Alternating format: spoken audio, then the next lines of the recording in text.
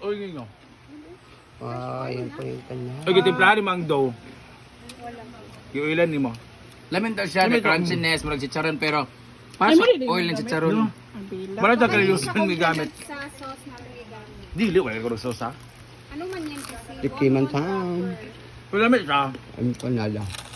Iyang dough lang may something. Ayun, ano yung? Yung! Expired yung dough. Wonton, expired na. Uy! Fresh ko no.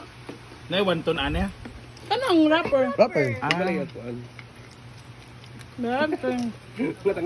Ay, kanang sa kung ano. Sige na yung mesh. Siomay. Isa mo istorya yung.